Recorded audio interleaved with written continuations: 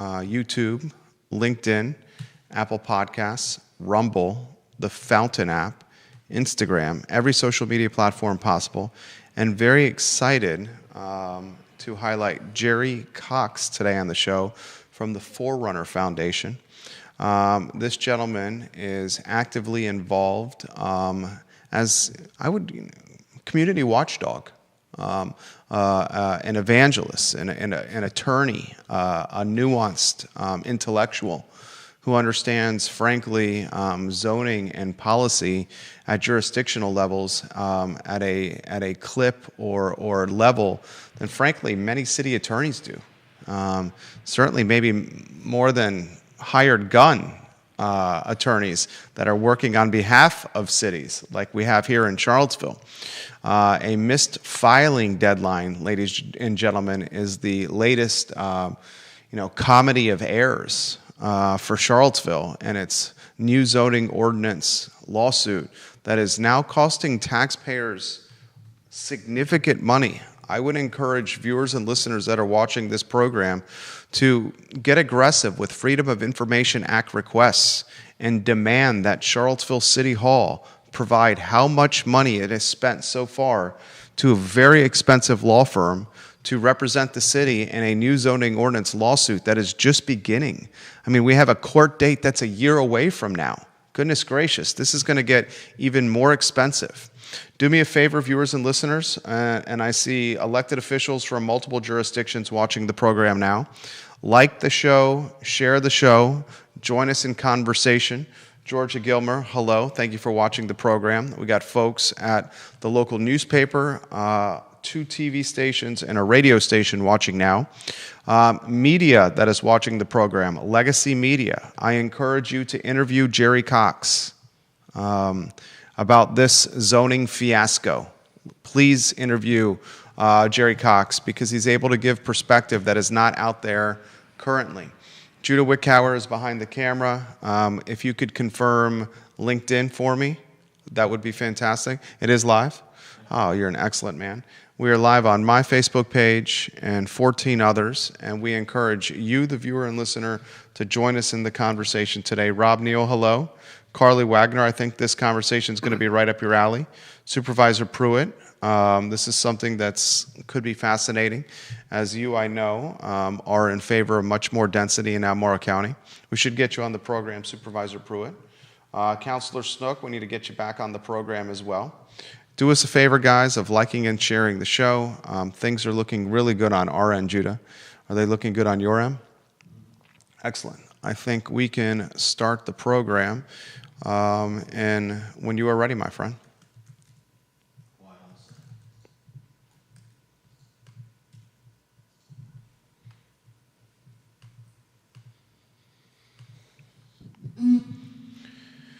Good Thursday afternoon, guys. My name is Jerry Miller, and thank you kindly for joining us on the I Love CVille show. It's a pleasure to connect with you in our building in downtown Charlottesville, where we want to become or pursue a mission of being the water cooler of conversation for Charlottesville, Albemarle County, and Central Virginia. We don't want to break the news. We want to be the commentators on what is in the news cycle. And we encourage you, the viewer and listener, to join us on that mission. It is a path that we can pursue together where you could share your perspective and help shape the show. We welcome your participation. Today's program, I think, is going to be quite informative for the Charlottesville, Albemarle County, and Central Virginia region. The city of Charlottesville pursuing a new zoning ordinance that is arguably the most radical zoning approach or plan in the country. As a result of its out-of-the-box, some would call it, others would call it absolutely radical, we have homeowners in the city of Charlottesville that are pursuing a lawsuit against the city that is extremely costly for Charlottesville taxpayers. A comedy of errors continues with this new zoning ordinance as the third-party law firm that is acting on behalf of Charlottesville missed a critically important filing deadline. And our guest today, Jerry Cox, is an attorney. He is a local who lives in the Lewis Mountain neighborhood, and he is a man that understands policy, understands zoning, and understands the complexities of jurisdictions and what they are trying to pursue on behalf of their taxpayers and citizens better than most. He's going to spend 45 minutes with us today, and we will take your questions and your comments if you'd like to put them in the chat box. Judah Wickhauer's behind the camera. If you could, Judah Wickhauer, let's highlight one of our partners, Charlottesville Sanitary Supply. They are absolutely fantastic people, 61 years of consecutive business in Charlottesville. The Vermillion family, 4 generations strong in Albemarle County. Their business on East High Street and online at Charlottesville Sanitary Supply is the kind of business we want to see make another 61 years, so please support them. We will also highlight the folks at Charlottesville Business Brokers. We are doing a lot of deals, folks. More than $4 million in transactions in the last 25 months at Charlottesville Business Brokers as we help folks buy and sell businesses across the region. Judah Wickhauer, if we can go to the studio camera and a 2-shot, and now we have Jerry Cox on screen. Thank you kindly for joining us. Jerry, thank you for having me back. I think you may be one of a very, very small number of people in this town who actually pay any attention to real news. There is so much happening here. And before I was on your show before, I'd never heard of the show. I'd never heard of you, and now I'm a big fan and watch regularly because it's the only way to know what's happening in this city. Everybody else seems to just go along to get along, and it's really kind of a shame. But I do want to clarify one thing, though, and that is my role in all this. I'm speaking purely for myself. Okay. I do not have any law clients. Okay. I am a member of the Lewis Mountain Neighborhood Association, but I am not an officer of it. Okay. I am not on the legal team of any of the law firms that are fighting this YIMBY movement in Arlington or Alexandria or Falls Church or Charlottesville or anywhere else. I'm like you. I'm a commentator. And that is through the Forerunner Foundation, which is all about trying to develop forward-looking public policy. And when the YIMBY movement came to our attention, we took one look at it and said, this is as backward-looking public policy as you can get. Attacking single-family zoning is a negative thing. It is not promoting anything in the way of affordable housing. All it is doing is fronting for a bunch of extremely wealthy developers who will use whatever tools, and I mean that in every sense of the word, will come along and try to help them. And it's their money that is behind the election of public officials who will just roll over in a heartbeat for anything that these developers want to see happen. Now, I know the real reason that we talked about my coming back on today was because it's the first anniversary of the purchase of 303 Alderman. And I'd be happy to go straight to that if you want, but I'd rather try to put that in perspective because that's just a small piece of a smaller piece of the response to the YIMBY movement. Virginia just doesn't get all this stuff that's coming off the West Coast. We don't have a Portlandia in Virginia. If we did, Charlottesville would be the closest thing, but even Charlottesville has more common sense than that. We know, we're watching to see, and I'm persuasible on the subject as well, whether the new zoning ordinance will do anything to promote affordable housing, and clearly it's not doing that. There's not been a single project. 303 Alderman was supposed to be the flagship on that, but we'll get to that. Arlington, I brought a lovely piece that I saw in the press a couple of days ago. Is where all this started, where the rubber met the road on this, was in Arlington. And citizens up there spent their own money to fight taxpayer-supported lawyers on the other side to try to avoid the new zoning ordinance there. And they won. As we sit here right now, the Arlington case is decided. Of course, it is under appeal. The county wasn't going to sit by and only spend the $1.4 million they had spent up to that point. They want to spend more money to fight it, and one of the developers seems not to have gotten the message. This highly affordable house on Troy Street in Arlington just went on the market this past week. I know you're a big real estate guy, so you'll appreciate this. It went on the market for $1,800,000. It's a duplex. I'm not sure if that's half the duplex or the whole duplex. $1.8 million is the first quote-unquote affordable house that you're getting out of the Arlington zoning ordinance. And this is what purchasers are being told they must sign on to. This is in the closing documents. If you want to rush right up there and buy this place on Troy Street, you're going to have to sign this. It says, quote, "To potential purchasers, please be advised that a lawsuit is on appeal to the Court of Appeals of Virginia, and then perhaps to the Supreme Court of Virginia, that may void your zoning rights to this property that you've just spent $1.8 million on, and may result in your right to live in this property being eliminated." So I don't know about you, but the minute we're done with this show, I'm going to get in the car and drive up to Arlington and buy that house, because to me that just sounds like the best deal anybody could ever get. And of course, you figure that the Arlington County, with the $725 an hour lawyers that they hired, you would assume that they will win in the Court of Appeals, and I don't think they will. A lot to unpack there. First, we highlight Arlington. The judge in that Arlington case told media that you may have to tear down anything done in this radical zoning plan that Arlington was trying to actualize.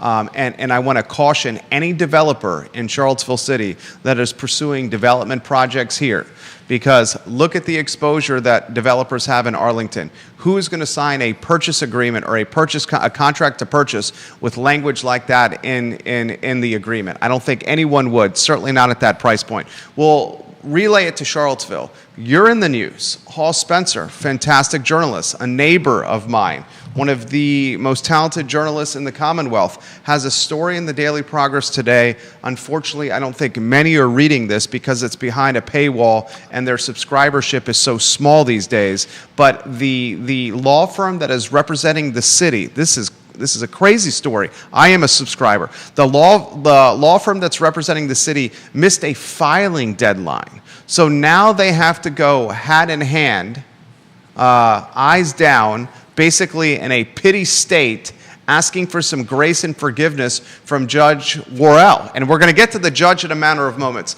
Put the filing deadline circus into perspective for the viewers and listeners in a layman's capacity.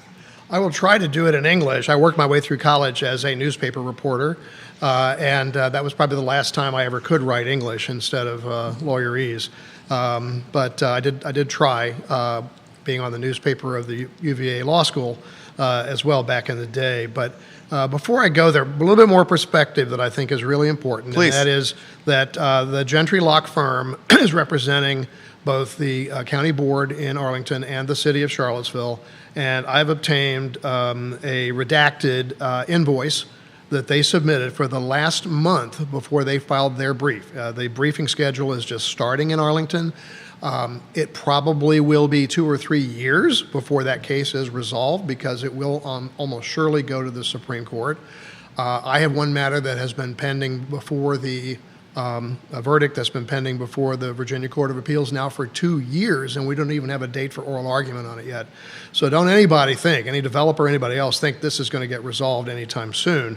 The only way that happens is what Gentry Locke was assuming would happen and what Arlington assumed would happen, and that is they would just spend their own citizens into oblivion with this, and they're off to a good start doing that. I mean, this, like I said, was just the most recent invoice that they submitted just for the month of April.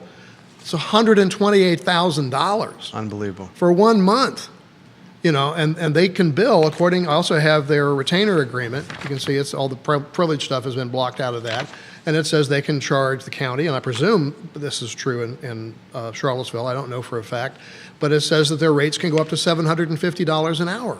And this invoice for April, every single entry is for partner time. I mean, apparently this is such rocket science that there's not a single associate in their firm they would trust to do any work on it. I just, having been in every major law firm in D.C. over the years, I've never seen anybody do that before. So that's, pretty shocking to me. But that's just a gigantic amount of money. And I think, again, that I think Arlington will lose, and this is important for Charlottesville because I think it's going to create precedent so that whatever Judge Worrell does, I think the Court of Appeals is going to have to comply with or observe the precedent that will get set in Arlington. And they filed a 59-page brief. That $123,000 was just for the final wrap-up work for dotting I's and crossing T's, I guess, on the brief. And their 59 pages says that if a state statute says that a local legislative body has to give reasonable consideration to something like sewerage, whether the sewers are going to back up. If the statute says you have to give reasonable consideration, well, the county's position is reasonable consideration can mean no consideration. And that the courts, therefore, have no business trying to tell the county of Arlington that their ordinance is void. And that's just not going to fly, I don't think. And it, excuse me, depends on what the Court of Appeals says, and beyond that, what the Supreme Court says. But what happens with the case here, what Judge Worrell does, is going to be subject to that outcome. But here in Charlottesville, we've had something. I mean, I've never ever seen this. I've been practicing law for 46 years. Hate to admit it, but I've been practicing for 46 years.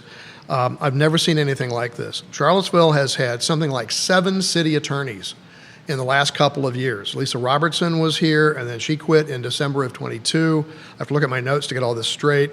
Then they had a guy named Jacob Stroman, who was here for a cup of coffee. Yeah, he was basically for a cup of coffee. Yeah. And like me, he's a graduate of the Woodrow Wilson School of Public and International Affairs at Princeton and UVA Law School.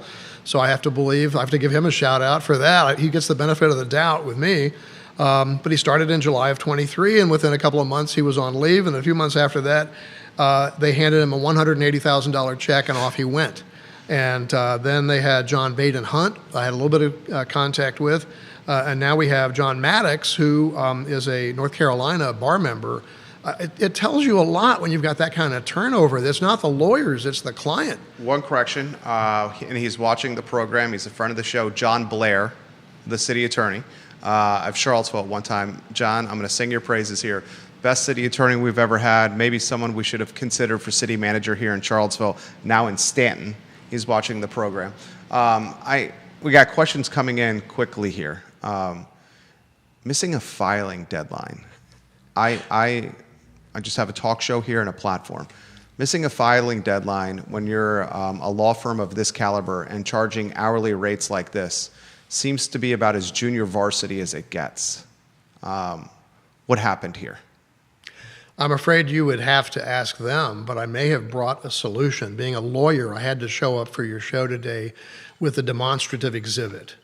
And I'm going to hold it up to That's what the prop is here? That's what this is. That's what this is. And it's a gift to the new city attorney. I just mentioned that you have a guy who's brand new in the job, not even a member of the Virginia Bar yet, I think, unless he got sworn in the last few days.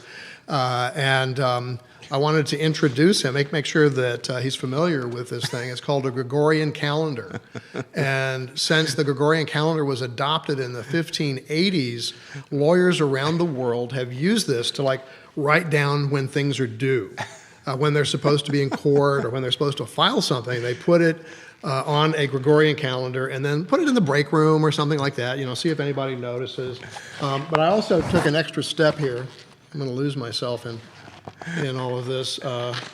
Jerry Cox throwing some tongue-in-cheek shade to Charlottesville City Hall right now as City Hall is watching the program. Jerry Cox throwing shade to the folks watching the program now in City Hall. Oh, he's got this calendar goes to June of 2026, and I circled the 22nd. That's the trial date, and I wrote on here, trial starts, remember to show up. So that's, for the city attorney, and he might want to share this with whomever he has trying this case. I appreciate the levity and the humor here, and what is a complicated, perhaps dry, but an extremely important situation. You were quoted in the Daily Progress with the journalist Hall Spencer, his byline, saying, this is a pretty big deal. And now it's up to Judge Worrell to offer some grace, in this situation here. Hall's quoted another attorney, and he routinely, quotes this attorney in his coverage in the Daily Progress.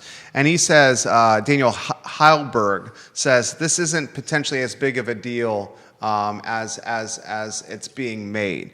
I would love your take on what's going on here.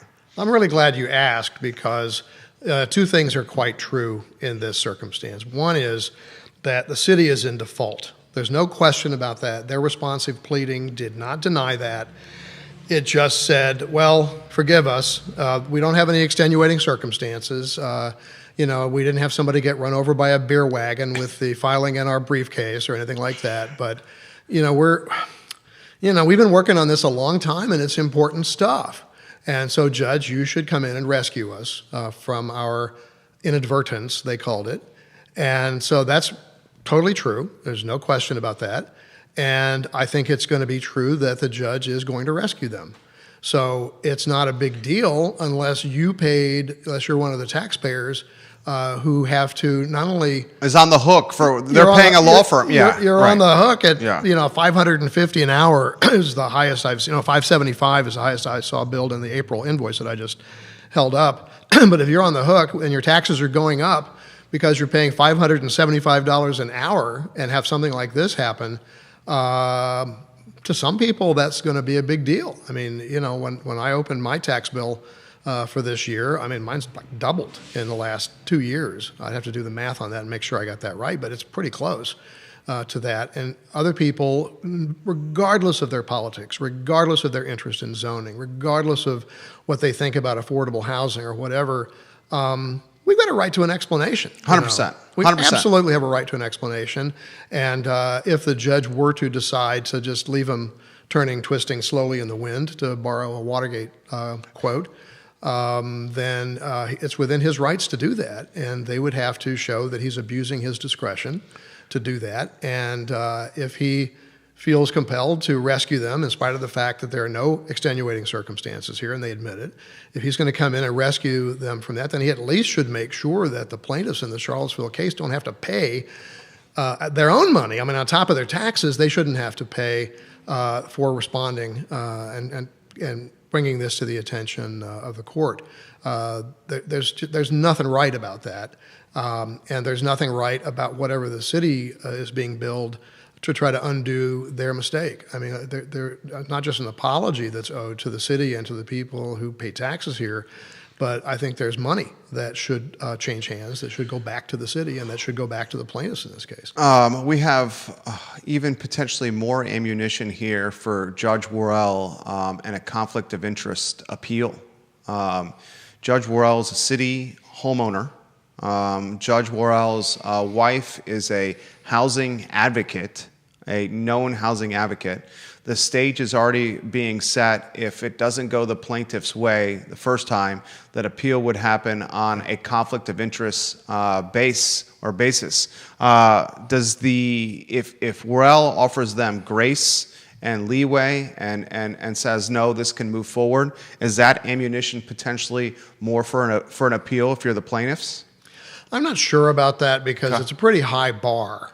It shouldn't be a high bar. And in these circumstances, it should be pretty obvious. And the fact that every single judge in Arlington and Alexandria recused themselves without even explaining why, it was just such a complete no-brainer. The only thing I will say about Judge Worrell's situation is this. Now that the Supreme Court decision came down, the laws have changed. Judge Worrell's argument in refusing to recuse himself was that his wife has First Amendment rights. So my question is this: if Judge Worrell were to marry me, now that would be bigamy, among other things. It'd be big of both of us, actually. But if he were to marry me, would he be able to continue sitting in this case because I have First Amendment rights? I'll just leave that question out there. Alderman Road we're going to get to, Lewis Mountain we're going to get to, Evergreen we're going to get to, and the 6 luxury brownstones we're going to get to. First, continue with the lawsuit here. When are we going to get some clarity here? I mean, we're a year away. I mean, what are the steps? Give us the flip books of what's going to happen. Well, presumably the case, there will be discovery between now and then, and the question is, one big question is whether the city will do to Charlottesville opponents what the Richmond law firm, different law firm that's representing the city of Alexandria, they have been deluging citizens who aren't even parties to the case with subpoenas, and forcing them to go out and hire lawyers to fight subpoenas that ask them for every text message they ever sent on the subject of the zoning ordinance in Alexandria. And those folks are fighting back. You've got even a higher percentage of the population that are lawyers in Alexandria than you have down here. And those people are fighting back, and they're saying, all right, going to a judge and saying, quash the subpoena and order them to pay our expenses, pay our legal fees and expenses. And that process is just getting started. So that's what you're going to see is an intimidation campaign against people like me who have spoken up against this, people in the Lewis Mountain Neighborhood Association who know exactly what this what that proposed development would do to their neighborhood, and they've been zeroing in on it and communicating with each other, and they're going to see people coming in and asking them to reveal everything they said to their neighbor, and it's going to include a lot of emails about people letting their dogs poop in their front yard and that kind of stuff. And it's not going to have anything to do with the lawsuit. It's just going to cost more citizens more money, and it's going to cost the people who are plaintiffs in this case a tremendous amount of money to go through that. And then theoretically, if that's a real date, if 22 June of 2026, if that turns out to be a real date, you'd have probably a week of trial, and who knows how long it would take the judge to rule. He had a motion to throw the case out last year, and it took him 6 months to write a two-page Took forever. opinion. Yeah. So it's going to be quite a while. And in the meantime, you'd be wise to consider, as a developer or as a purchaser, you'd be wise to consider the advice that they're offering on this Troy Street property in Arlington. That's why I wanted to get that up front. And I want to follow up on that, because this coming week and the exact day, and I hope, Roger, you're watching the program here, Roger Voisinay and Richard Price, this coming week on Wednesday, so Wednesday, the 18th of June, Roger Voisinay and Richard Price will be in studio. They're the developers, the architects behind a new zoning ordinance greenlit project in Woolen Mills. So I will relay what you are saying to what I think is going to be the first project to materialize or be birthed under the new zoning ordinance in Woolen Mills. They're sitting where you're sitting 6 days from now. And I'll pass along your word of caution to them. How about I throw to you the Lewis Mountain neighborhood and 303 Alderman Road? We covered it. We were the first to cover it. Then it got into the legacy media cycle, and it started gaining some traction. Evergreen Builders, they develop, they build, they buy. Brick Rancher, I think you have the photos. If you can put those photos on screen when you can. 303 Alderman Road. North of $800,000 they made this purchase in your neighborhood, the Lewis Mountain neighborhood. I've said multiple times on this show, there's no neighborhood in the city of Charlottesville that is in the crossfire of the new zoning ordinance like the Lewis Mountain neighborhood is. You live there. A year and change has transpired, and nothing has materialized at 303 Alderman Road. Open-ended to start. Where do you want to go on this topic? It's exactly a year that somebody has had $835,000 hanging fire out there, and all they have to show for it is a billboard they slapped on the front of the house that says, "Come on in and buy one of these luxury brownstones for $1,300,000." And that's got everybody in Lewis Mountain, again, regardless of their politics, saying, whoa, what does that have to do with affordable housing? It's got nothing to do with it. Where was the consideration of sewage? Exactly like Arlington. That's one of the issues that the citizens here have brought. I must point out, though, that would be like the number one objective, certainly my objective, is to get the zoning ordinance invalidated, because this thing goes back to being an R1 property. I mean, I would allege that it is and always has been an R1 property, and the zoning ordinance is void. They call it, I'm going to throw some legal Latin at you, ab initio. You'll see that in some of the coverage. Ab initio means it never happened, like it never happened, like the zoning never changed. It's R1, and if that happens, there ain't going to be anything going up at 303 Alderman except one house. And so that's the first thing that I support. And I particularly have to give congratulations to the local lawyer who not only is arguing about the reasonable consideration issue, but about a very specific failure to give a report that's also required by statute to VDOT. I mean, it's just right there in black and white. And who's that attorney? Michael Durdane is his name. And I don't have anything to do with that lawsuit. I'm not part of the team. All I'm doing is rooting him on. I'm rooting on the GIF Hampshire up in Arlington, and other folks who are championing these things and trying to figure out some way. I mean, other than me, none of us do this for our health. I mean, we expect to get paid for this sort of thing. Everything I'm doing is pro bono, but you can't expect other lawyers to do that and not get paid for it. And so they're struggling to try to figure out some way that these citizens can pay for it, because they're paying for it out of their own pocket. First, they pay the ever-increasing taxes, and then they're paying their own lawyers, and then they're paying their lawyers to undo mistakes that the other lawyers made. I mean, it's just property at the rate.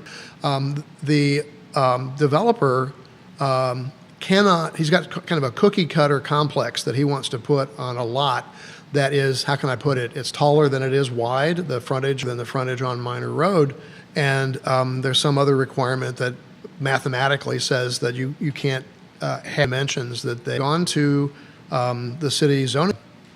And well, we can't do this, so without you, unless you give us a administrative modification. They made that proposal to our adjacent. I was promised in writing that they would, and then in January, when the second iteration of the lot came up, literally had to get out.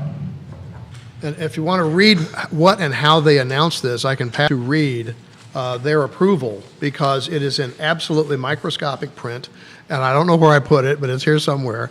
30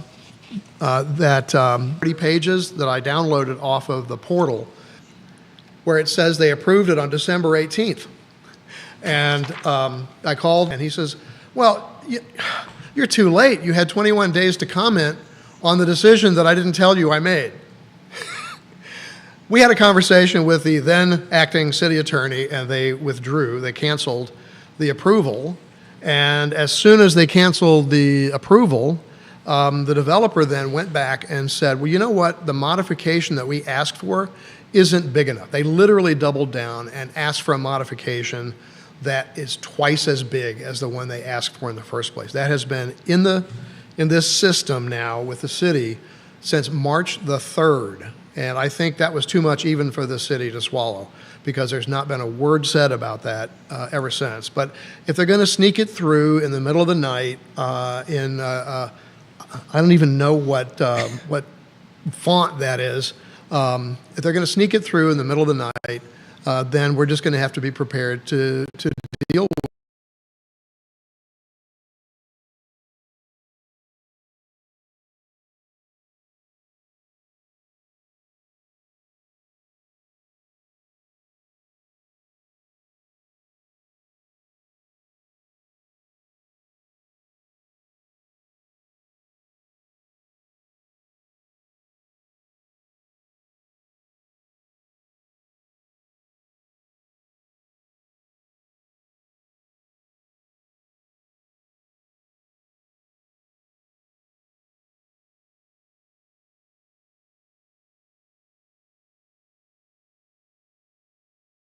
But for the time being, I think that project, and I've said before, that they might as well not count on being able to do that. And I would borrow Johnny Cochran's expression and say, if it don't fit, you got to quit.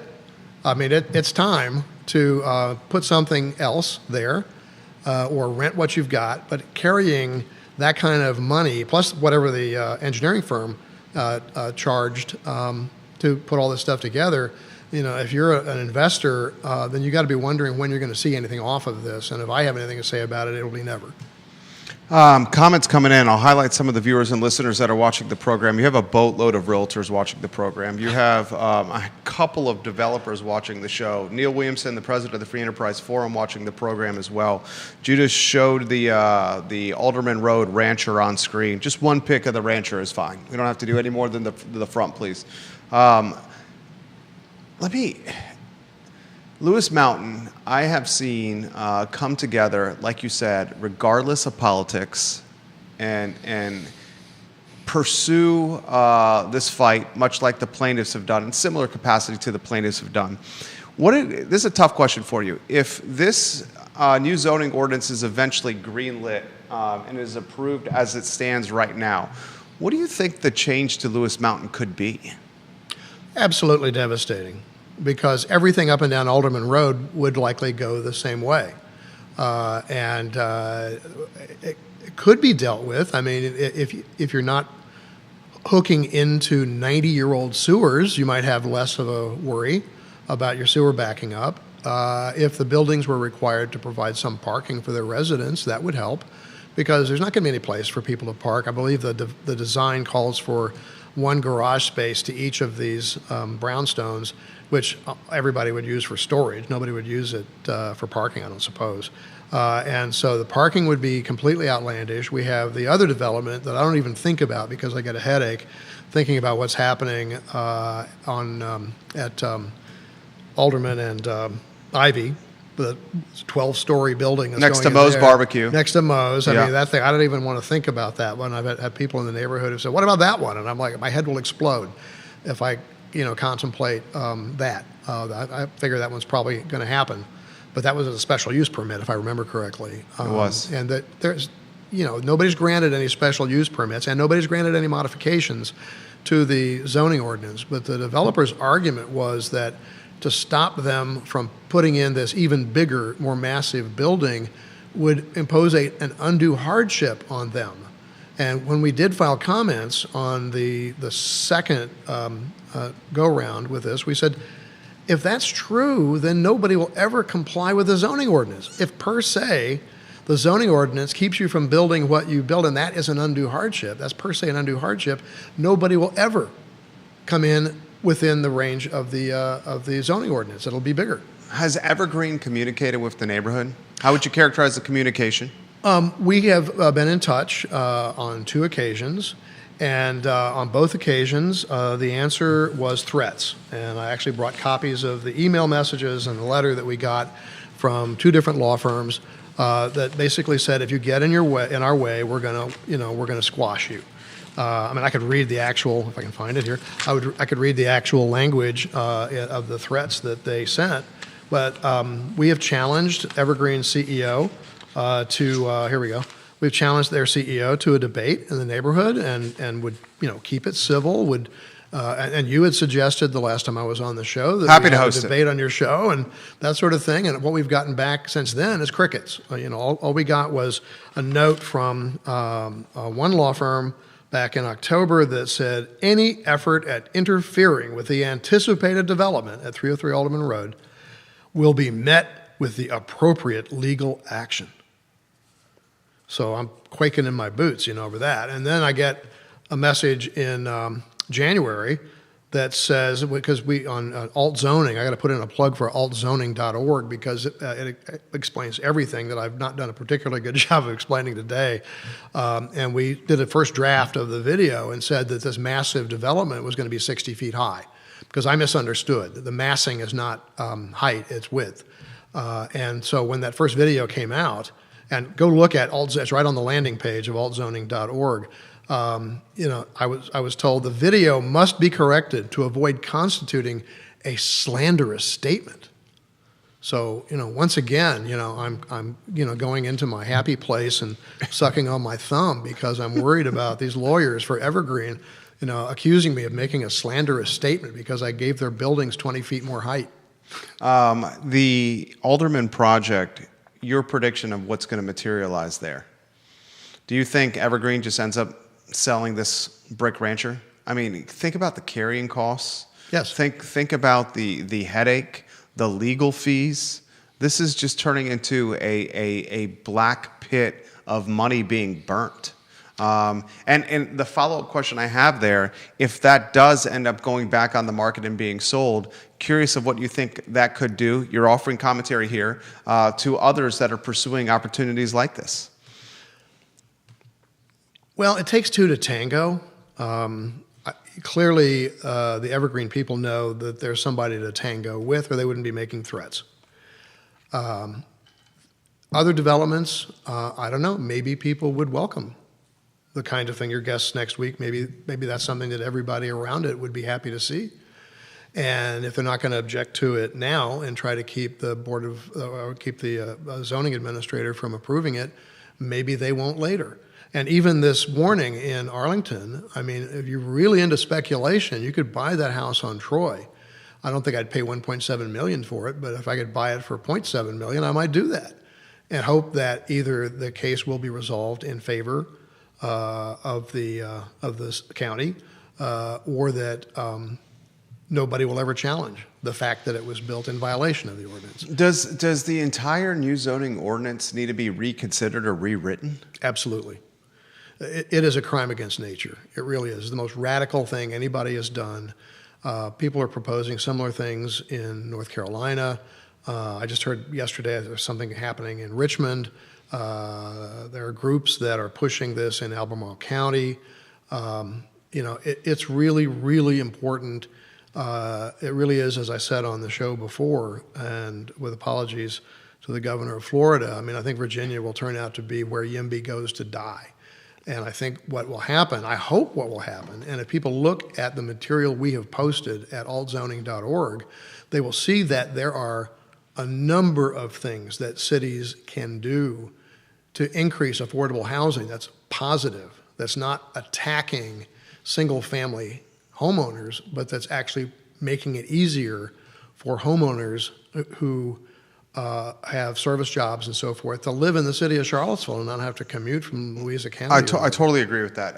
Pinkston and some of the counselors have said that the zoning ordinance is a living, breathing document and is they're willing to make change. It seems like when the baseline is this radical, though, even slight changes to it don't do the justice that it needs to be, completely rewritten, reimagined, if you may. Well, the only people who are stopping it right now are the plaintiffs in that lawsuit.